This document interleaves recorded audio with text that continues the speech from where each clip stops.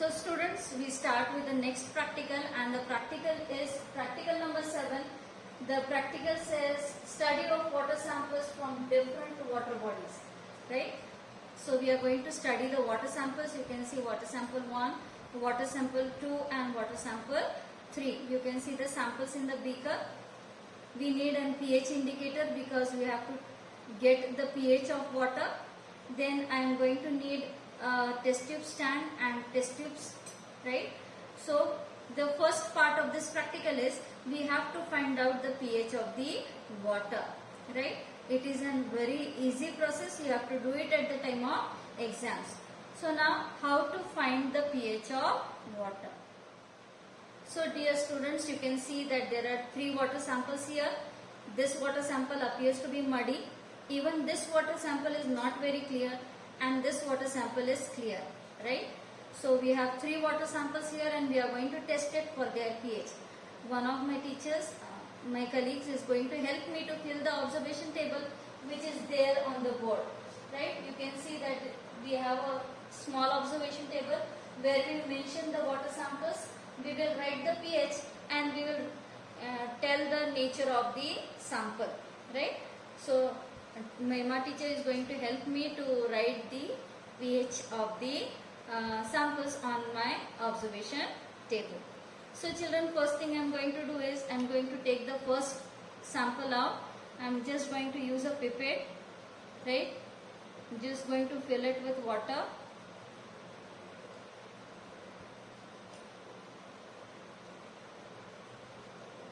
I'll get some more of it. This is my first water sample and I am going to try to find out the pH of my water sample. So little bit is enough, right? So what I am going to do is I am going to put a pH indicator into it. A single drop of pH indicator I am going to put, right? Do you know what is the work of the pH indicator?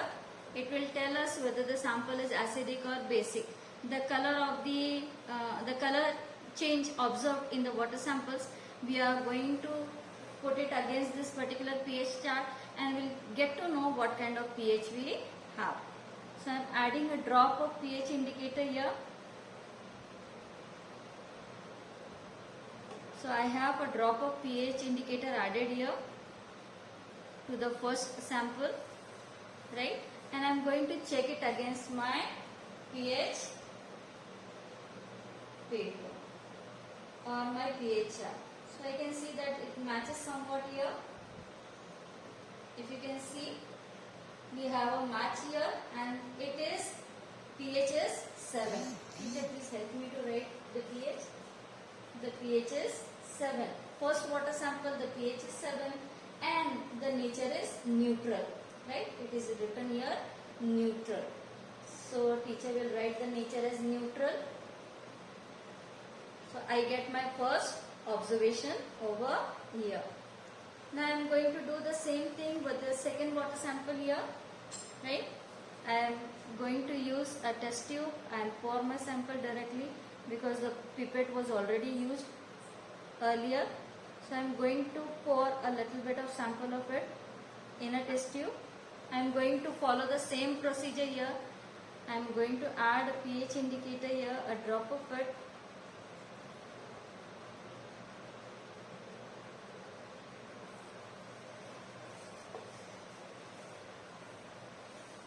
So I can see a change in color.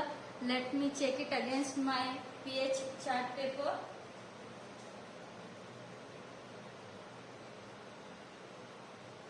I can see a match again here.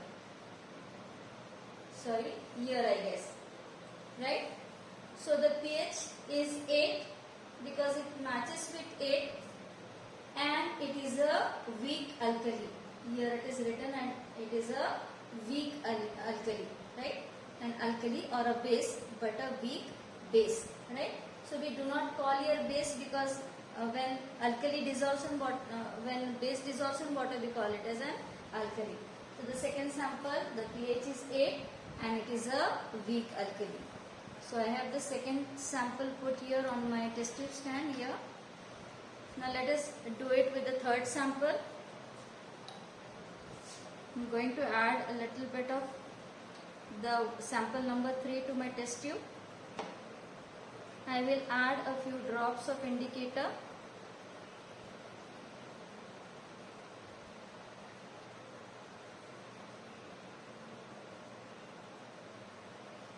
I am getting a color here. Let me see what my pH chart indicates. So I am going to go from here.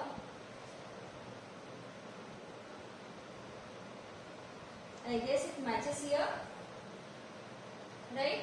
A perfect match. The pH is 4, right?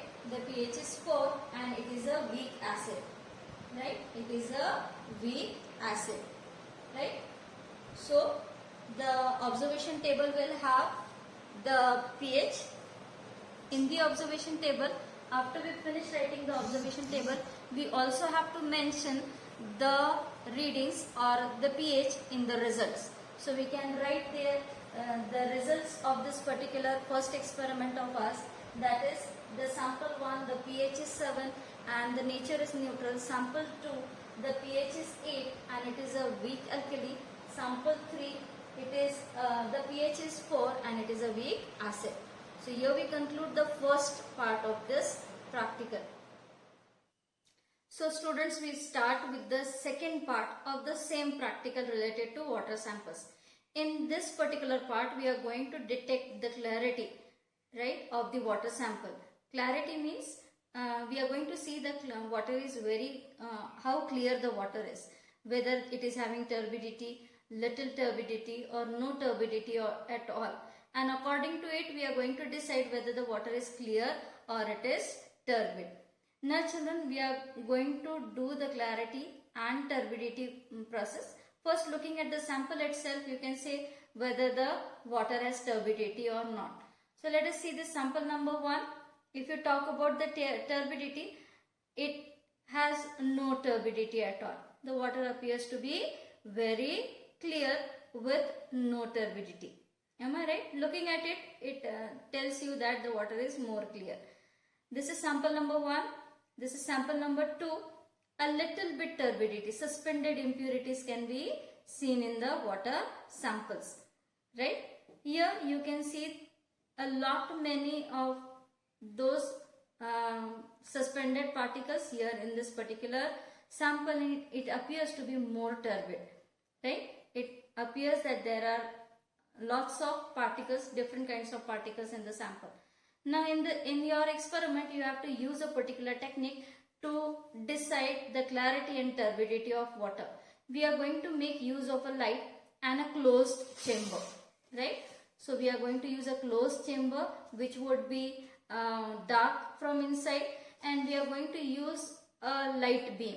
We are going to see to it that the light beam goes through the water sample, right?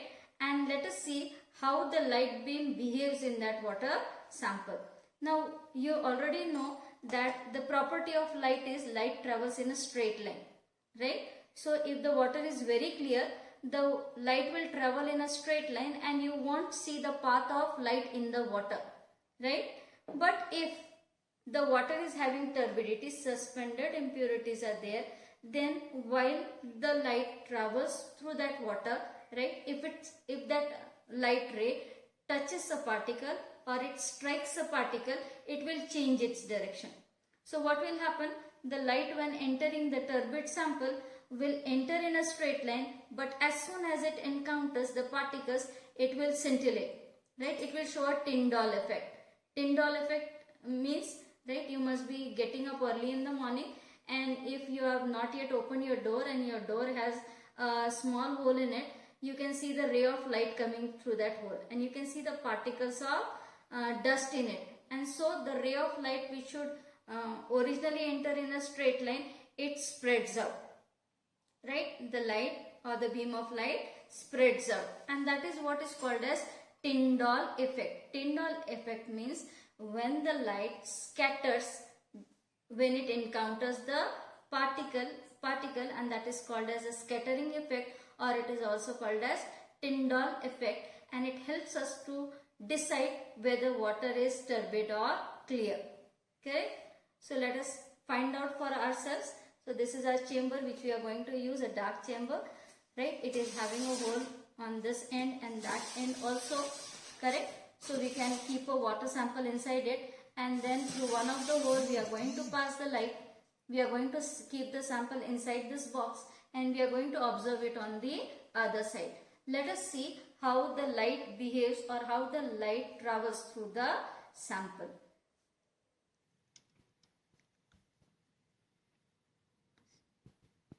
So students, we will see the light traveling through the first sample of us. So you cannot see the path of light. Can you? You cannot detect the light traveling from the sample. That means the light is not encountering any particles. So it is going through the sample, transparent sample, from one end to the other end. You cannot trace the path of light in the sample 1. That tells you that the sample is more clear and it is having no turbidity in it. Children, this is our second sample and let us see how light behaves in this sample. Right, so there are tiny particles in the sample and you can see a beam of light, scattered beam of light in the sample. That tells us the sample is having some amount of turbidity which is showing a Tyndall effect. The scattering effect of light can be seen in this particular sample. So it is less turbid, right? Or you can also say that it is less polluted, right? So the passing of light through a water sample will tell us about the clarity and the presence of turbidity in the form of particles in the sample. So that was a sample number 2. So children, this is a sample 3 and let us see how light behaves here. You can see that there is more scattering of light here. That means the water is more turbid, having lots of particles which has spreading the light evenly in almost all the levels of water. You can see the light scattered in the entire water. That tells us that this water is more turbid and it might be more polluted. So you can see that the path of light appears to be scattered. The light rays have scattered throughout that particular sample. So students, this was our part 2. We were studying the clarity of various water samples. We had 3 samples with us. The first sample, we have already written the observation table here. Depending upon the observations we observed, the first sample was more clear. The clarity was, the water sample is clear and transparent. Whereas sample 2 is having less turbidity. It is having turbidity, but the turbidity is less, and so the sample of water is less polluted. So it will be less clear. It will be less clear than the first sample. Then let us see the sample 3. The sample 3 shows high amount of turbidity, right? And that high turbidity tells us that the water is more polluted, and accordingly the clarity of this water will reduce. So if you are swimming under this kind of water, you won't have a clear picture of whatever comes in front of you. So that is the second part of this particular practical, which is a compulsory part of your practical this year. So students, we are studying the third part of the same practical. We are studying water samples, and for the third part we are going to study the presence of microorganisms in the sample. So this is a single sample which I have collected from the pond in the school, in our college. I have collected this sample from the pond of our college, and we are going to observe it under microscope. So before we observe it, we need to prepare a slide of it. Now children, when you prepare a slide of such kind of objects, you see to it that you get the part of it on the slide.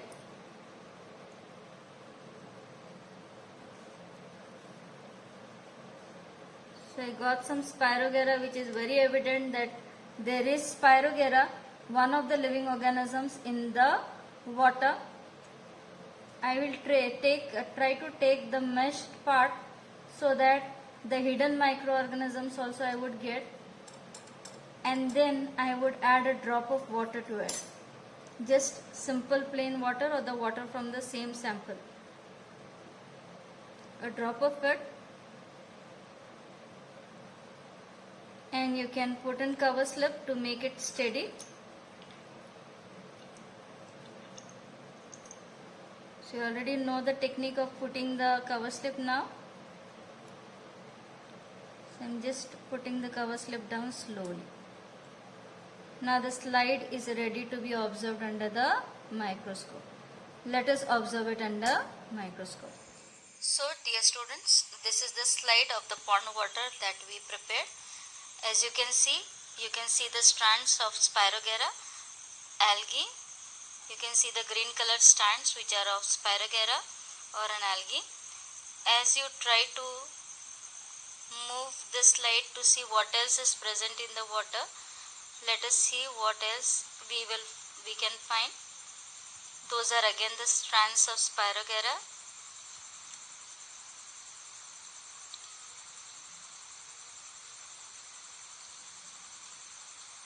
We can also see diatoms now. The transparent small structures that you can see, those are different shaped diatoms present in this pond water. So many of diatoms can be seen in this particular slide, right? So that is the second microorganism we can see in this pond water.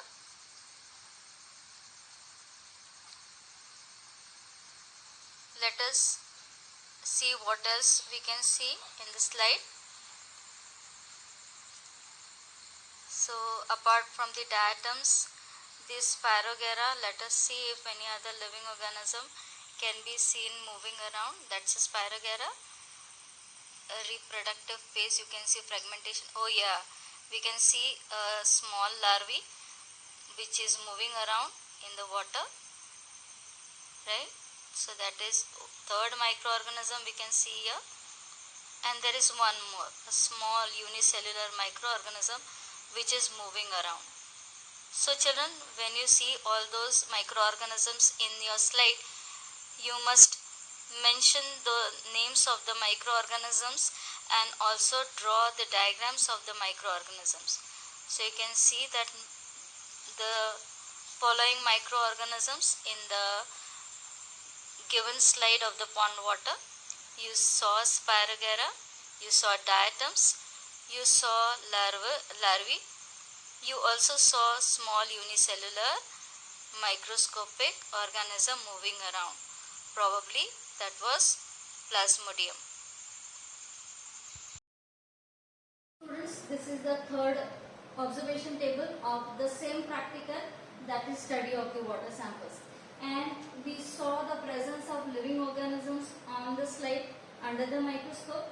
What we saw in this particular sample was the filaments of Spirogyra, that is the first living organism, an algae which is found in water, in the pond water around in the college, correct? So you have to draw a diagram, you have to mention the presence of that microorganisms, you have to draw its diagram. The second microorganism that was found was diatoms, and different shaped diatoms, transparent diatoms could be seen in the water sample. There were certain larvae in the water sample, so you can draw the diagram of that larvae, and these were the microorganisms which we could identify and see in the water samples. So children, this is the third observation table. That means practical number 7 has 3 observation tables. Each observation table has to be filled. At the end of it, you have to write the result for each observation table, and it is a compulsory practical for 12th standard.